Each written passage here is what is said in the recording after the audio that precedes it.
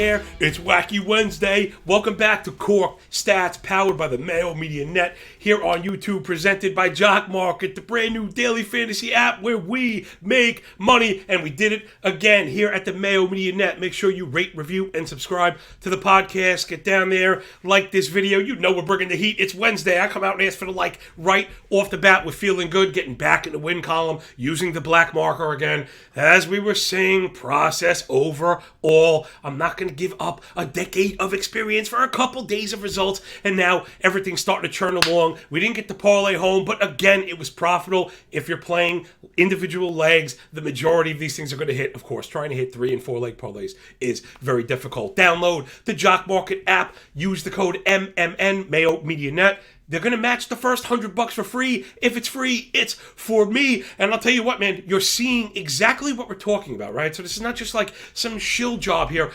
It's $100, which is more than enough to do damage. And if you're following here, as we're getting along into the process, gosh, I'm starting to get away from other daily apps and even away from betting and really try to focus on this and see if I can really take this to the next level, because the profit is there on a more frequent basis. We're really able to use these skills that we have, the individual pitch metrics, and all the stuff that you get when you come here to Cork Stats, nuance, context, pouring out the nose as we do the 3 pillars of profit. We start with daily, DFS, and Jock MKT, but of course, that also is a perfect overlap into total base props and other, player props in general. Then over to fantasy on Wednesday, we mine the advanced statistical hitter leaderboard.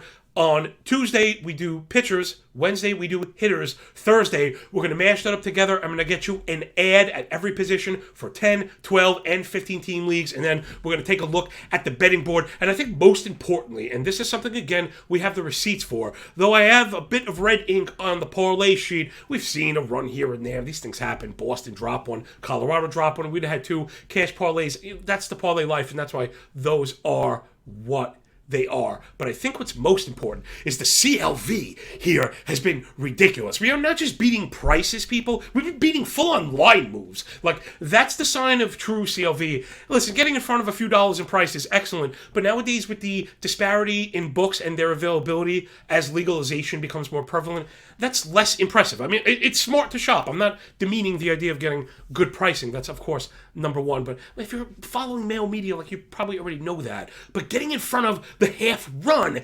especially, it was 0-7 yesterday to get to the 0-7.5. That's a tremendous difference, right? Because, okay, we didn't fall short. We've been cashing these full game totals in the first 5. It's just been ridiculous.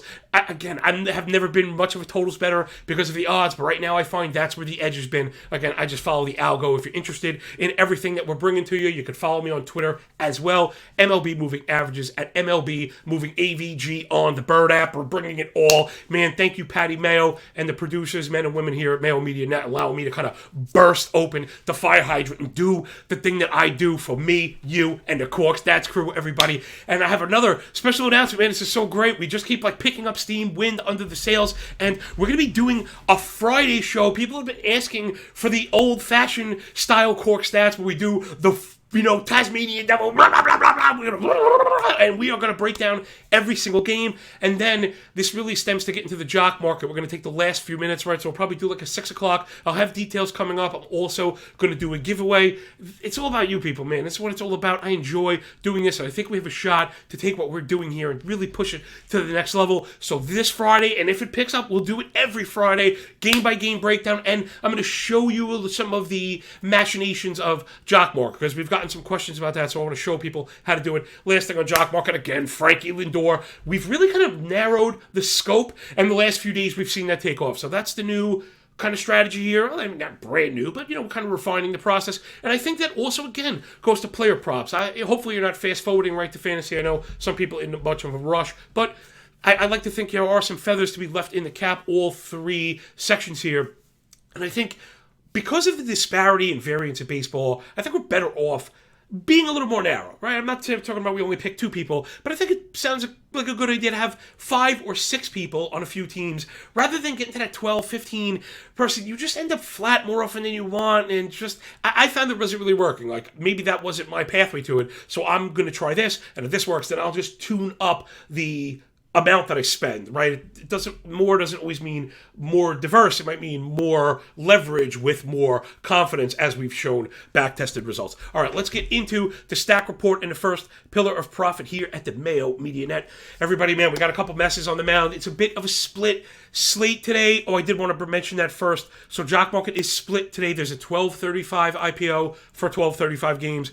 That's 7 games, and then the rest of them a 6:40 IPO, 6:40 6:40 start. I only like to cover the nighttime stuff here on the show. If you're down and playing during the day, I will have the starting pitcher ranks out. Hit me up. I'm going to be on VSiN in a little bit after this, but after that, I'll be out and about. Hit me up and we'll hash it out. But do me a favor, tag me on Twitter and don't get me into DMs, because you know me. I'll answer you. We'll get into a conversation, and we really should just be sharing it. I don't mind giving my time. I just want to give it to everybody, and I think that's really fair. So I invite you to interact. I will do my absolute best to get at you. Most people know that I'm always doing the very best I can, man. There's only got one go around this carousel that we enjoy so very much. All right, let's get up into the stacks. It's the Cincinnati lefties against Kyle Hendricks. He's been a mess, up and down. I did avoid him this year. I was telling people, just get it. Without the strikeouts, it just wasn't worth it if he was going to come back to earth. 900 OPS to lefties year to date. He's having trouble spotting those balls, man. And without the velo, it's just getting him in trouble. Lefties have 8 home runs against him year to date already. That fastball's at 87 miles an hour, fooling nobody. That same fastball has a 750 expected slug on it against lefties. 5 of the 8 home runs are lefties to the fastball itself. 20% home run to fly ball. And I just wanted to address this really quick, and that's why I hope sometimes maybe the fantasy people aren't just fast forwarding. Let's be careful just automatically regressing fly balls. Like, I understand as a whole, when we cast a wide net, regressing fly balls will get us closer to the truth. However, on an individual basis, these pitches that are going in the seats are not to be regressed. So again, especially with a new ball and pitchers having mentioned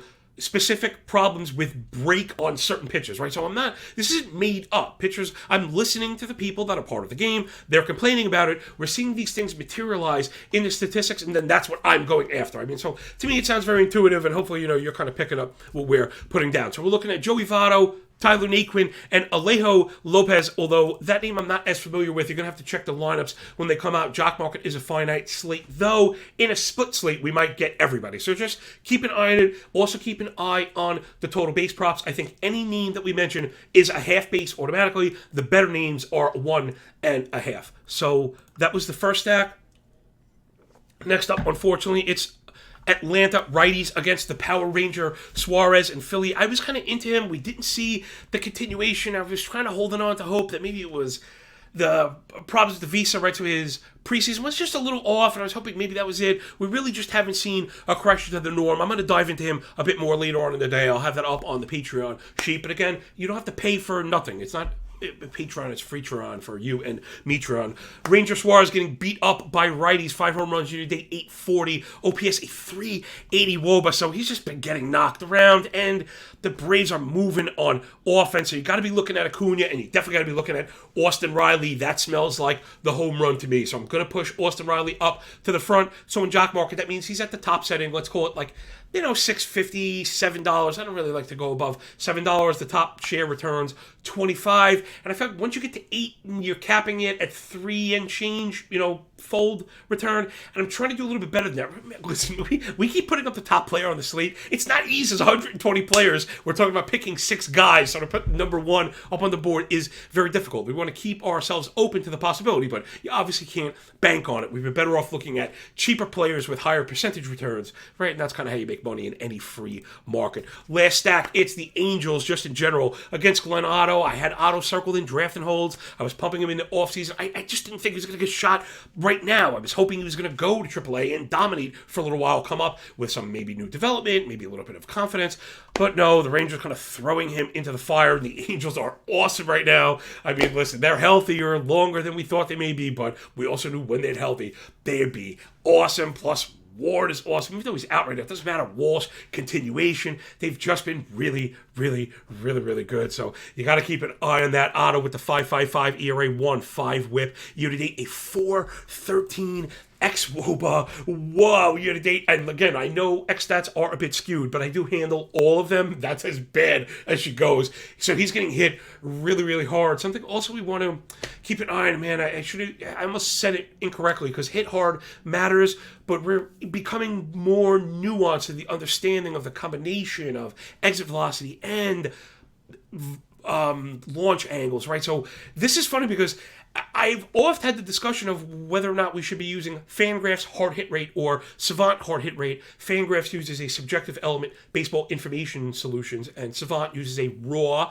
95 mile an hour metric. Savant is StatCast, right? Those two things are synonymous. That's a raw 95 mile an hour ball. And people often ask, well, which is the right one? And the answer is both, right? Because you really need to know both. And I think now more than ever, it's become more, I should say, it's become increasingly important to use them both.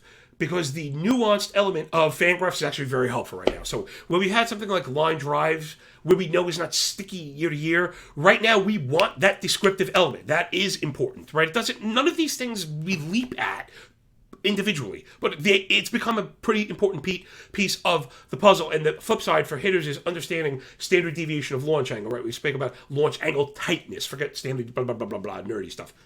Launch angle tightness, it makes sense. We want our hitters keeping the ball in a tight ray that generally equates to a leveled swing path. And once we combine a tight ray with the proper elevation, these are the best hitters, and this is why we're doing so well in season right now, right? We've picked up on all the best hitters. We're going to do a little bit of that right now. So let's dive into the fantasy side. You see the graphics. Johnny Boy doing it all, man. We're mining the X stat hitter leaderboard, and I feel like this has become, again, more effective as we go, rather than just give you the raw leaderboard, which is really not impactful. So the first week, hey, man, you swing, maybe it missed, maybe we fouled it off or made some good contact and made it out. And I feel like this is solid contact that will lead to production. And again, the receipts are there. If you just go back on this, and I'm saying the same thing, running my mouth about backing up all the crap I talk. But listen, man, it's my job, right? So here we go. We're inside the top 40 blast percentage for hitters. I know there are audio-only listeners. We do appreciate all the reviews and stuff we got during the giveaway. And again, keep an eye on that show. We're going to be doing a giveaway. But this one, I think we're going to do something a little bit cooler, right? I was thinking about MLB hat of your choice, your size, standard MLB game hat. Now, I'll send it to you wherever you are in the continental United States. Please don't make me ship something to Timbuktu. All right, so we're inside the top 40 blast rate, but hitters that you may not have thought. Let's go down the list for the audio-only listeners. If you can get over to the YouTube video, I think it's probably worth a screenshot and a swipe, to be honest, just so you can kind of go back and refer, because you really want to be on these guys early. Let other people laugh, and they're like, oh, Johnny's picking up Cole Calhoun. Yeah, we picked up Cole Calhoun. He just happens to be on this board again. At the top, it's Rowdy, Tellez, Patrick Wisdom, Cole Calhoun, Ryan Jeffers, Franmil Reyes, right? Worry about Franmil Reyes. We're seeing some underpinnings going on. Blasts are way more important than barrels. We've seen the slugging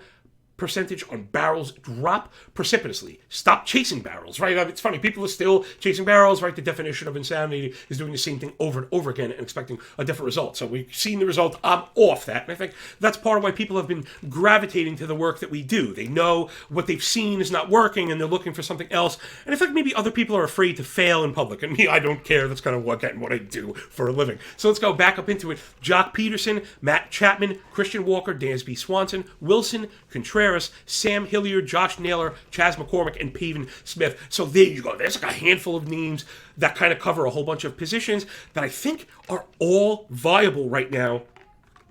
We have a minute or two before we get into the other list. Let's look at a couple standouts. So, again, gold star on the nose of the Cork Stats crew for Cole Calhoun. He was in the Athletic article. We talked about him here. We were on that. He was a dollar or two, and he's continued to rake. And until he stinks, we're going to keep running him out there. Jock Peterson, we know he's part of a platoon here and there, but listen, it works. He had another 2 bombs yesterday. This numbers don't even include yesterday. It's a day behind. Hat tip to Alex Chamberlain. If you're not following his work, you should get this on this leaderboard. It's phenomenal. Christian Walker, also somebody we highlighted weeks ago. Dansby Swanson, I saw him dropped in some leagues. He's available in some 12-team leagues. It's time to get back with Dansby Swanson. Wilson Contreras, probably the biggest name here because he's getting at-bats outside of his position at catcher where he's eligible. And he looks awesome, and the Braves lineup is really good. So, oh wait, I think I have Contreras mixed up, and right now I do.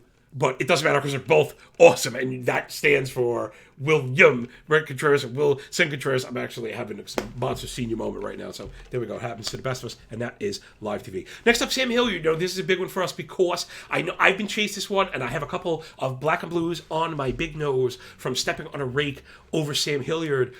But it's been a playing time thing. And with Chris Bryant on the IL, you can go back to Sam Hilliard, right? So I'm trying to have you chase your tail again. We know it's been there, and you're seeing it. Blast rate matters. He's going to be playing half his games at Coors. Get with Sam Hilliard. Josh Naylor is back, though he's probably owned. Chas McCormick and Pavin Smith. Two guys we've been mentioning for a couple weeks. Pavin Smith, when we were desperate for corner infielders, has been coming through in a major way. In general, that Diamondback offense is a lot better than people expected. On the other side, it's OPS. I'm sorry, I was going to go with XWO, but it's too similar, right? And I think that was a lesson for myself and everyone out there is be careful when we're using multiple stats that they don't kind of say the same thing. Now, yes, we're hoping blast rate will lead to OPS, but blast rate is not an output. I wanted to get a little bit of output, like who's actually producing, right? Because OPS is on base. Who's doing work? Who can be helpful in point leagues? Let's go down the list. Josh Naylor, double lister. Anytime a double lister means add immediately. Mike Yastrzemski, Brendan Donovan, Gilberto Celestino. Quick note on him. I think you can get with him as well. Think he's edging out Gordon for playing time in Minnesota, and if he does, you want to be on that early. Next up, Mike Moustakas. We know the power bat is there. He's in a good hitting environment in Cincinnati. Don't let the hurt narrative go. If he's starting to get healthy and starting to get on, starting to make contact, this is when we want him. We want to be part of that sine wave, especially in Great American Small Park with his multiple position eligibility. Speaking of which, after that, Santiago Espinal. Somebody, again, man, I'm actually mad at myself. I was on him in draft and whole season, and I allowed people to talk me off him, right? He wasn't going to be part of it. Kevin Biggio. And I was like, I don't think so. I believe he's the superior hitter. You got to believe in your own work. As confident as I am, even I allow myself to do that considering his draft price. A major L for me because he's filling it everywhere and producing 873 OPS last 30 days. Above him, Juan Yepez. Hat tip to my boy, Rob DiPietro, Deadpool Hater. Got to follow him. And Steve Weimer. If you're not following that podcast as a deep fantasy player, deep league, you have to get with those guys. In the offseason in particular, going to put you onto all types of names. I've Juan Yepez everywhere before anyone knew who he was. And if you get one of those guys in the 40th round, 42nd round, right, playing these deep drafting holds, and they're playing every week for you automatically and producing, that's how you kind of win leagues, right? And a lot of times the guys at the top produce. Surprise, surprise. Next up, back into the list, Yadiel Hernandez, another guy, I do have percentage shares of him going into the season because of we perceive playing time. He's just playing out of his shoes. Again, get with it while you can. But we don't know how much he's paying attention to Nelson Cruz and Juan Soto. Hernandez is advanced in age. I believe he's 29 or 30 already. So that could lead, to being a bit more mature, right? Isn't that part of life? So if you're hanging out with Nelson Cruz and Juan Soto all the time, you start seeing production. I believe in that. Let him stink first. Let everyone else doubt the production. Let's take the production and doubt the sine wave. And when he stinks, then you can toss him. These guys are really cheap. Next up, Brandon Drury. We added him everywhere. We were way ahead of the crowd in there. Max Kepler, Luis Arraez probably owned. Wilson Contreras, again, I'm not going to make that mistake again, right? Wilson is the good one. Yikes. Dansby Swanson, Darren Ruff, and Brendan Rodgers, right? So a couple guys on that kind of secondary that we're seeing push themselves into real type of relevance. Again, Ruff playing time, usually an issue in San Francisco. They have injuries. Belt is down. Longoria down again. They're having trouble. They're going to be pushing their guys forward. They want to play, tough series against the Mets and stuff like that. They're not going to be flushing wins down the toilet there. That's like the opposite of what they do. All right, so that's the fantasy side. I think, again, we got some cool names. If you missed yesterday, go back. We dropped some, just like this, names that maybe you didn't hear of, names that are up there on the statistical leaderboard that hopefully we're first, because not everyone has the ability to time sort some of these stats. And I think that is the thing that kind of separates us, right? Not to say you're just chasing recency, but you want to clean some of the data. We've had injuries and roster moves and pitch changes, especially when it comes to that side of the ball. So, all right, let's move it on to the betting side. We got a couple minutes. We can spend a couple minutes over here. Let's go. First of parlay. I've got my futuristic magic balls up there. Gosh, can we get one of these parlays across the finish line? Again, once you see the odds are over 500 for a reason. Hopefully we get one every week. Push it, over the finish line in as a winner. Has not been the case the last 2 weeks. We had 2 legs in the bag. We had a game tied in the bottom of the 8th or later, and we lost them both. Right? And it's part of the game, though I do know I have a couple of very sharp people out there because I got a couple of DMs about hedging. So it always depends on what you played. If you put a couple $100 in this or $100 in this, you absolutely should, parlay that, hedge that bad boy, and just try and get a little bit back. You absolutely should. I have no problem with that. I know some people say they don't, and other people have the let's make a deal theory, right? The Monty Hall theory, where it was 1 out of 3, then it's 1 out of 2, so it's 1 out of 2, 1 out of 3, then you should go with the numbers every time. Some people say go with your gut. I don't think there is a necessary answer to that, but I would say I like profit. You know what I mean? So to me, when I can't figure something out, I go to oversimplify it as more and more until I can just digest it, because I'm not that smart. All right, we got Luis Castillo on the bump. My boy is back, and as long as he's going to be, close to even, I think we definitely want to get with him against that gas can. Kyle Hendricks. Hendricks has just been terrible. A single-digit K- walk, really one of the first places we want to look. Sierra up near 5, PCRA up over 5, chase rate down below 28. I mean, he's been terrible. We mentioned the OPS to lefties at 900, almost 2 home runs per 9. Castillo has been really tough, especially on righties. I don't think the Cubs had the experience to hang with Castillo today. Give me them for the first 5 for the Red bullpen. Don't blow it for us. Next up, Philly and Atlanta. I did mention Suarez, and I do think he'll get touched a bit, but I'm loving what I'm seeing from Morton again, and we have finally gotten an F5 line up at 5. My model had this pretty firmly below. And again, if you're new to it, you can follow the algo results. I put them up on Patreon every day, but the link is on Twitter. So if you follow Twitter, Twitter will send you to all the different kind of branches of the work I'm doing right now. I try and centralize everything. I try not to overlap any plays, and I try and make it so if you're following everything, you're playing with me, because I am betting on all of this stuff. And that's why I'm trying to be responsible, and why a lot of my bets have decimal points in front of them, because I'm putting money behind these things, and I can't go in the tank. That's just not how I do it. It's all about sustainability, and that part of the reason why I think people like to hang with us. So I think all these bets are sustainable, viable, I should say, on their own. Look for CLV moves across the board here. Look for Cincinnati to go from minus 130 to probably minus 155. Look for the Philly and Atlanta F5 under 5 to maybe go to under 4.5. I think Suarez and Morton is more like a 2-1, 3-1 today, and then we're going to go over Texas and LA. I think Otto is going to get trashed. Reed Detmer, who I've also listened, I like, but there's a lot of some of the underpinnings there are a bit rough. You see the whip below 1, which we really, really like. All the earn run indicators pretty high. Swinging strike rate only at 8%. He lives in the middle of the plate. I'm using some of these location metrics. His heart rate is up at 29. Really just way, way, way too high. He's getting hit hard. He's getting barreled up. The blaster there, even some home runs, has right around average 1.3, which I think actually, I haven't redone the average home run rate, which is probably a little worse than average. So I think we're going to get over there. Again, I'm really just trusting the model, because I'm up early now and I'm running the entire model. At first, when the season started, I was just running pieces of it and without doing the filters. Now I'm doing all the filters. This stuff's all adjusted. I can't account for lineups. That's the best. I'm doing the very best I can with all the information that I have. Again, there's not another stone to be turned over. There's no excuses to be made. I fully back these standalone or together as a pack. Put them together for plus 560, and let's get out of here. That is more than enough of me. I mean, we hit a certain point. So download the Jock Market app. Use the code MMN. Get the first $100 for free. We're playing players for $5 or less. You're going to get 20 swings at this. Play with a single player. Be smart. Get percentage returns. Play with the 2 or 3 top players. That's probably more my advice. Maybe go around right to $10 or $15 a night. Let's give yourself a week, and if it doesn't work, it doesn't work. But you're going to end up seeing how it does work and why it's so much better than trying to do 10-team parlays on standard DFS sites, which I'm playing also. But I just rather play winner take all. Again, we've spoken about this. Isn't FanDuel and DraftKings winner take all anyway? Do you really want to finish 11th and win 37 cents? I'd rather just pay a little bit less and play all or none. And of course, I'm talking that smack, and the other day I came in second. I did. I came in second over 118. Dollar wins 100. You got to get in those tournaments early, but I really think they're worth it. I saw like $9 against 22 people, pays 200.